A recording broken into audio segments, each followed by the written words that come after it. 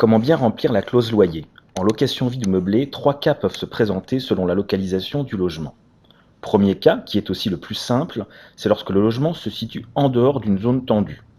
Pour le savoir, il vous suffit de vérifier que le logement n'est pas situé dans l'une des 28 agglomérations listées par le gouvernement. Le texte à consulter est le décret du 10 mai 2013, disponible en accès libre sur legifrance.gouv.fr. Prenons l'exemple de Limoges. Aucune ville de la Haute-Vienne, département 87, n'est listée. Limoges est bien hors zone tendue. C'est alors très simple.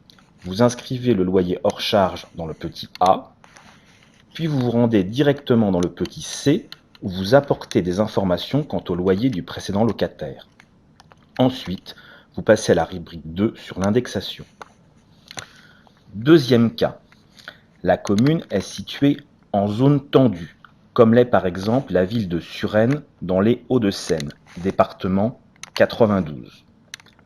Vous inscrivez bien évidemment le loyer hors charge dans le petit A, puis cochez la case oui dans le petit B, ce qui indique que l'encadrement à la relocation doit être respecté. Puis rendez-vous directement dans le petit C, où vous apportez des informations quant au loyer du précédent locataire.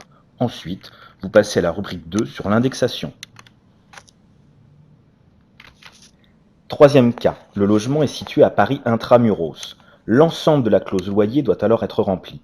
Il faut préciser le loyer hors charge dans le petit A, puis cocher la case oui dans le petit B. Ensuite, il faut indiquer les loyers de référence applicables au logement.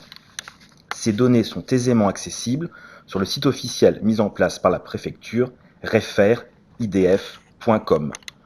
Prenons l'exemple d'un studio meublé construit avant 1946 rue des Deux Avenues dans le 13e arrondissement.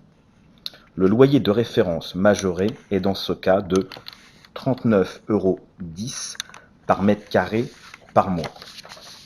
Si vous voulez louer plus cher que ce montant, il vous faut appliquer un complément de loyer que vous chiffrez et justifiez. Présence d'une terrasse, d'un gardien ou d'une jolie vue par exemple. Enfin, vous devez apporter les informations concernant le loyer du précédent locataire dans le petit C. Vous pouvez alors vous rendre dans le petit 2 sur l'indexation.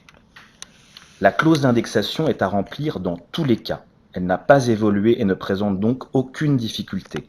Il suffit de la compléter à l'aide du tableau mentionnant les indices IRL disponibles sur pap.fr. Modalité de paiement. Dans la première partie de la clause, il s'agit de préciser la périodicité du paiement. Dans la quasi-totalité des cas, le paiement du loyer est mensuel.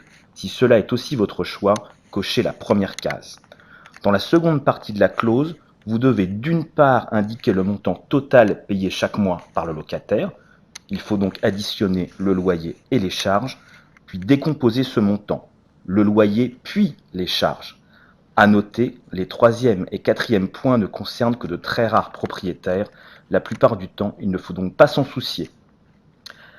Réévaluation d'un loyer sous-évalué. Cette clause ne concerne que les propriétaires qui signent un nouveau bail avec un même locataire au terme d'une procédure de réévaluation du loyer. En clair, cette clause est à ignorer dans la quasi-totalité des cas.